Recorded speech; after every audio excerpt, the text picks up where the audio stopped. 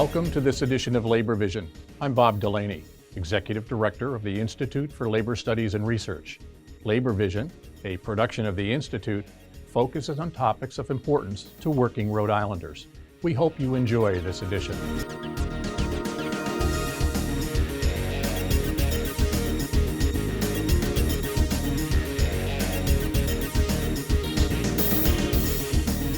Welcome to this edition of Labor Vision. I'm your host, Bob Delaney. Last spring, Johns Hopkins released a report that was critical of the Providence public school system and asked for a number of changes. My guests in this show are here to discuss exactly that. I'd like to welcome Maribeth Calabro, the president of the Providence Teachers Union. Dr. Colleen Callahan is the director of professional issues for the Rhode Island Federation of Teachers. And Frank Flynn is the president of the Rhode Island Federation of Teachers and a vice president for the American Federation of Teachers as well. Maribeth, I'd like to direct the first question to you. When the report came out, it did cite a number of concerns and it asked for some changes. What impact would that have on the Providence Teachers Union? So when the first report came out, the Providence Teachers Union was recognized in the report. The contract was recognized also as being part of the concerns that plagued, if you will, the Providence School Department. So one of the things that we did in terms of the union was to hit the ground running and start working towards finding ways in which we could engage to change Providence Public Schools. We had conversations, or I had conversations with the commissioner, and before she actually started, and what we discussed was the fact that she would be looking for the Providence Teachers Union to have more student-focused in ideas and articles in the contract, which was different than things that had happened to us in the past. In the past, during negotiations, we had been told that we don't represent kids and that we should stay in our lane being benefits, salary, and working conditions. With that being said, I welcomed the change and the opportunity to be able to enter our ideas, our thoughts, and our goals for students into a collective bargaining agreement, because we hadn't been allowed to do that in the past. Recently, you held an all-day forum that was made up of members of the union, families, community members. What was the purpose of that, and where do you hope to go with it? So when the commissioner started her listening tour, initially, relatively soon after the report came out, we went to the listening tour to listen to families and students, and we heard a lot of families saying that they didn't feel welcome, that they didn't feel part of the process. We heard our students saying that they felt like they were being dismissed. But in also listening to them, we heard things that we had tried to fight for, and we heard things that we were also interested in, physical plant issues and students being upset with the physical plant and then the building or the brown water or the lack of supplies. Those are all things that we too were interested in. And, by design, those sessions were allowed to let us all see and hear from a parent and student perspective what they feel they need to help us make our schools better. And so one of the things that we took away from that as an organization was that we have not done a good job in engaging community, and we have not done a good job in engaging parents or students for that matter, and that we needed to do better. And so we spent the lion's share of the summer and early fall working on ways in which we could engage families at a different and better level, and community in our students. So the first thing that we did was in October, we had a family event where we gave books away. It was in conjunction with First Student and the RIFT and the AFT. And we had a national speaker, the president, I believe he is, of NABE, the National Association of Bilingual Educators, come and speak. And we had workshops for parents and we had workshops for teachers on multi-language learning. So we thought that that was a good start to beginning to engage families and reach out to families. And then after that, in the conclusion of that event, which takes a lot of planning, we decided that we were going to do another event, and that was what we were doing on the 29th. But this event was different in that for the first time in our history as an organization, we were going to go to the community, to parents and to our students, and find out what they think we could do and add to our collective bargaining agreement to improve our schools, improve student success, make people feel more welcome. So that was the purpose of Saturday. We brought national experts from around the country on English language learning, on community schools, and we brought the national president in to have a conversation about how serious we are, both at the local, state, and the national level, in listening and doing things that are in the best interest of children to improve our schools. Now, I know that, as this interview goes on, the videographer will post a number of pictures that reflect the events that you did with the turnout of teachers and community and other professionals. Let me turn to you, Frank. This is obviously an issue that is close to the national and the local and the state union. I know that the union has, from Maribeth's comments, really adopted some serious responsibility about looking at the issues and what could they do. What has the Federation of Teachers and the American Federation of Teachers in Washington, because I know Randy was here, what have they done in terms of this particular event and in addressing the reports, the issues that came from the Johns Hopkins report? Sure. So the Providence Teachers Union is an affiliate of the Rhode Island Federation of Teachers, which is also an affiliate of our parent organization, the American Federation of Teachers, of which Randy's the president.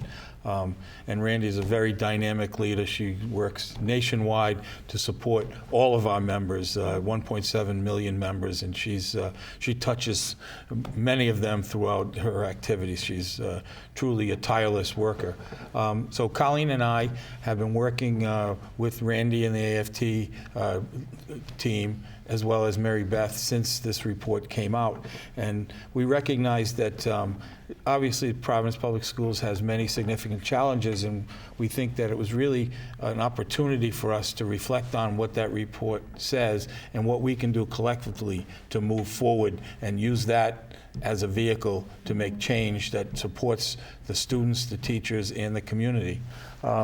So Randy's had a great deal of experience with issues like this. Unfortunately, this isn't just a Providence problem. It happens in many, particularly our urban and older communities. And Randy came in and the theme was, let's create the schools that our students deserve.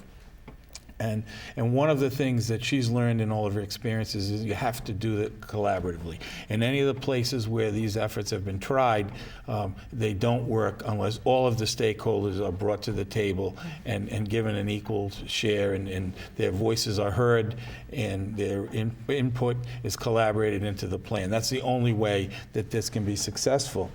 So Randy's been outstanding. She has brought not only herself personally engaged in this, but she's brought the resources and her staff to do this. She's also given us an opportunity to go visit people. And what we've done is we know that places where this has been successful, like LA and Chicago, they've used their contracts as a vehicle to make change that respects what the teachers want, what the community wants, what the parents want to improve the lives of our students. And that's really important. So Randy, in her comments that she made, she talked about the 4 pillars, the 4 things that are essential to this plan. And one is the well-being of the children. The second was empowering and supporting powerful learning, building teacher capacity, and fostering school and community collaboration. As Maribeth said, we hadn't done a very good job of that. This was the first step in getting people together so that we can create these partnerships and this respect of one another and this like-mindedness that we know that we have to do this together for the benefit of our students. So, and what we've done locally, and Saturday, it was the first attempt to do this, and We're going to learn from what we did Saturday. We had a very good reflection at the end of that day that we got impact from the people that were involved that will give us a roadmap to move forward. But we brought in different people, both locally and nationally, to start that conversation. We brought Kwesi Rollins for the Institute for Educational Leadership, and he was talking about breaking down the racial barriers and stereotypes that prevent us from engaging appropriately. We brought Jessica Tang from the Boston Teachers Union, who told us all about all the engagement activities that they did and the strategies they used to get more community involvement. We had Ron Beaupre from Pawtucket talking about how to successfully create community schools. We had Tina Collins from the United Federation of Teachers in New York, who came and talked about the Bronx Plan, which was similar. It was on a different scale of what we're trying to do in Providence. And then we had some other folks, Katrina Robinson, who came in and talked about program design for multi-language learners, or ELL services, and what we need to do in order to ramp that up. Those are all issues that will help Providence move forward. So it was a wonderful day, very successful. We hope that we'll be able to support this going forward and learn from what we learned, so that we can transform Providence schools to be what we know they can be, and what we will strive to make happen. Okay, Colleen, let me turn to you for a minute. How was the day structured? Frank made reference to some pieces, but how was the day structured, and how are you going to use that moving forward? Great. It was an incredible day. We had over 400 people in attendance, particularly for the morning session, when we were able to hear from the experts that Frank just talked about. But we also wanted to build in time to hear from the community, to hear from teachers, to hear from parents, to hear from community members, and we did. So in the morning, we asked the question, what is your ideal school? We wanted to hear from people what they thought were, in the big picture sense, were important to them as parents, community members, students, teachers, and so forth. And we got a lot of response. In fact, I think we wallpapered the room at the Providence Teachers Union office with the chart papers that contained all of the thoughts and ideas of the people who were present. In the afternoon, we did a more focused session where we looked at some of the big priorities, a lot of the ones that were aligned to what we heard from the Johns Hopkins report. And we asked some very specific questions and drill down a little deeper into, the kinds of things that parents and community members and teachers thought were important. We had a lot of input from that session as well. And right away on the Monday following the event, Maribeth and her staff and I were able to, again, wallpaper the walls in the Providence Teachers Union and color code the responses that we got, because it was very important that we actually take a look at the things we heard, help them with the prioritization that Maribeth and her staff needs going forward into negotiations. We got a lot of information. We're already analyzing that information, and I know that Maribeth is set and her team is set to use that information, advocating for the kinds of things we need, so that the students in Providence have the schools they deserve, and use the collective bargaining process to do that. Okay, thank you. I know that we could go on with this discussion for many more hours, let alone, and we will have sessions to follow up as the whole issue progresses. But Maribeth, just in closing, what do you see as your next steps as this moves forward? So our next steps, beyond taking all the information and all the feedback that we've gotten from parents and community and students, is to put all that information together, and then we're going to provide that to the people who were in attendance that day, so that they know that we took everything that they said and we were serious about it. So we're going to provide them with that. We're going to have another feedback session and a conversation about those materials. And then going forward, we're going to continue to engage with parents, families, and students, but more in the community rather than having them come to us. We're going to go to them. I know that as this moves forward, we're going to ask the three of you to come back to further the conversation, because this is just beginning to scratch the surface on this issue. I want to take this opportunity to thank the three of you for coming and bringing us up to speed. I know that we'll be back to talk about it again. Maribeth, I want to thank you and Colleen and Frank for your initiative in moving forward and making the changes that you all believe are important. We want to thank you for watching this edition, and I encourage you to follow the issue with us along Labor Vision when we're back to discuss the issue of the Providence Teachers Union and the changes in the Providence Public Schools. Thank you for watching this edition.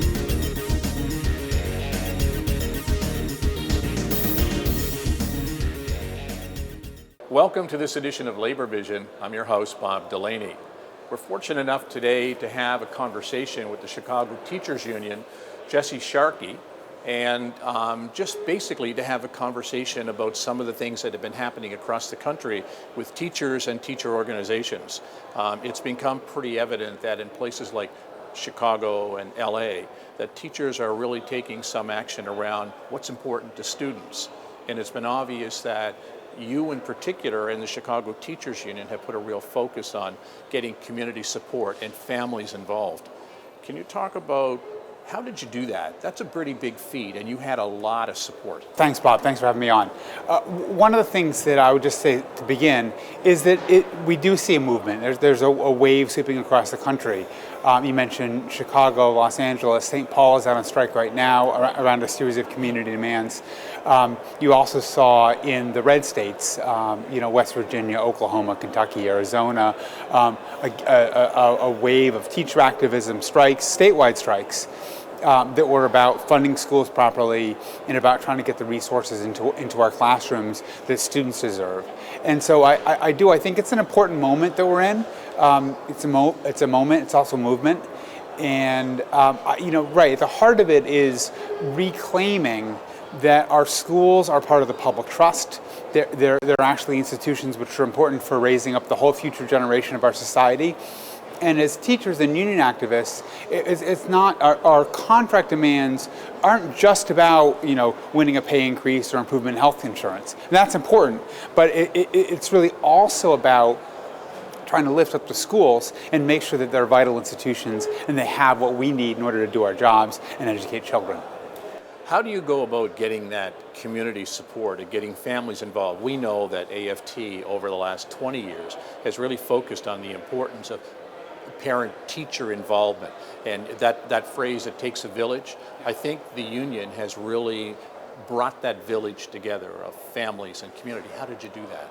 Well, one thing you can't do is you can't wait for there to be an important contract fight and then at the last minute show up in to community organizations or groups of parents and say, hey, we're having a crisis, why don't you come support us? Because what you'll see is that community activists have sets of concerns over a long period of time, and develop their relationship with the unions, with the schools, etc. Over a long period of time. So if you want to have an organic relationship and one that's solid and it's going to withstand the tests potentially of a strike or other kinds of confrontations that you have with those in power, that needs to be a robust relationship and it has to be on an honest basis. And so, I would say, how do you build that? I think the first thing you got to do is you got to listen to people. What the CTU did is really early on, there were a layer of us who started trying to respond to a school closings pattern inside Chicago. And we went out to the community groups, to the communities that were most affected. And we said, what do you have to tell us? What's going on? And we spent a lot of our time learning from those groups and building up a relationship based on trying to, understand their perspective, really sit at their feet and try to understand what was happening and the way closing schools felt from the point of view of the affected communities. Similarly, you're going to contract negotiations, just go to the community groups and ask them what they'd like to see in a teacher's contract. It might seem like an unusual thing to do, but if you go to enough groups and you ask that question, people will tell you some stuff. And it requires a little bit of an active translation to figure out how that connects. But those are some of the kinds of things that I would do to start. So it really sounds like that relationship is not just a relationship that you use at a particular time. This is a long-term relationship. It started before your issues and it still continues in Chicago today with your relationship with those organizations and within the community. Yeah, so I like one of the ways I like to put it is you can't keep two sets of books. you're a teachers union, you're talking to your membership. Well, our membership are in the thousands. And so you can't say to your members, this is really a way to secure us, a better raise in healthcare benefits, and then turn around and say to the community groups, this is really about a way to safeguard your concerns about quality schools. That is, the demands that you make have to be the same demands in both areas. And if that means having a hard argument with your members about, I'll give an example. One of the issues that we face in Chicago is housing. A real shortage of affordable housing, skyrocketing rents, and so we had to think about how to translate those community demands, because those are things that people are concerned with out in the communities, into issues that teachers or paraprofessionals could understand in their context. And so that wasn't obvious, because plenty of our members would say, well, what does housing have to do with our teacher's contract? And we'd say, well, if people can't afford to live in the city, we're not going to have any students, and there won't be any jobs. Okay, fine, I get that, but how does that actually show up in a contract? Teachers can't afford to live in the city either. What programs does the city have or the schools have to make housing affordable in the city? And so that we made demands along those lines, which exists in other contracts. We made a demand to hire staff that would help homeless students, and that actually wound up showing up in our contract. That was something that we won, etc. But so that required translation and, frankly, argument. We had to move people over a period of time. Likewise, there's an argument you have to make inside the community about why community activists should care about paying benefits for teachers. Those aren't automatically understood either. And it's about saying, well, look, if you have a stable teaching force over time, that's going to wind up producing better quality schools, people more committed to the school system and to educating your children well. It also requires, when things happen that are wrong, if there's a group of your members that don't, that are saying, screw this, why should we care? We're gonna move out of the city. Why should we have to live here anyway? And then you're trying to appeal to people who do live in the city about why they should care about you. You've got to negotiate all that terrain. But the bottom line is that, this is a set of relationships that can be improved, that can be made more vital, but it really requires concentration, effort, time. People need to see it as important and then act like it. How does the union continue to maintain those relationships after you begin to make inroads? And we all know that other things can come along that become almost a distraction. How do you keep that momentum? How do you keep the relationship after in your case, the strike is over? Yeah. Now you have to maintain that relationship. And it's important, like you said, that you have to address factions within the union who may not agree but need to come to understand. Yeah. How do you maintain that within the union? How do you maintain it within the community? I mean, one of the things I'd say is that a lot of us in the labor movement don't think about unions as being particularly powerful institutions. I mean, after all, we're a union, but we don't have huge budgets or huge staff. We don't have palatial offices, and if you compare us to what corporate America looks like, we're tiny. We're a fly. But from the point of view of community organizations, we do look kind of like powerful organizations. And these are groups that a lot of times don't have the money for a full-time staff, or renting storefronts, or don't own their own buildings, don't have a stable membership, working membership with the kind of dues base that unions have. And I say that because it's important sometimes to understand people's perception of us. And I think a lot of community organizations, at least initially, perceived the CTU as being relatively wealthy, as an organization, relatively ensconced in power, and therefore were always suspicious that what we were trying to do was sort of be okay with more or less maintaining the status quo. And a lot of community organizations are really threatened by the status quo, to be honest. I mean, the status quo is not exactly working out. If you're a group that's trying to organize working class black people on some of the closer in neighborhoods on Chicago's south or west sides, there's really high crime. Healthcare is a crisis. Inner city unemployment is, it's got record low unemployment rates in the country. And inner city unemployment for young black males is 50%. There's an incarceration crisis. Housing is spiking and becoming unaffordable. There's these organizations feel like they're losing their very basis of survival.